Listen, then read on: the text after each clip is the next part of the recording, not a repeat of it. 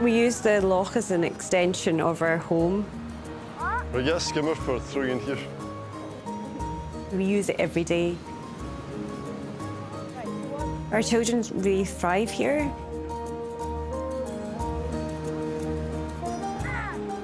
They're outdoors all the time. It's a really great place for them to grow up.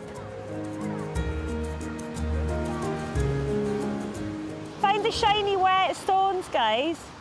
Time spent down there by the loch is like time to contemplate, time to relax, take a deep breath. That's Canna. Down the corner there's Rum, Muck and Egg. They're known as the Small Isles. Here comes Tove.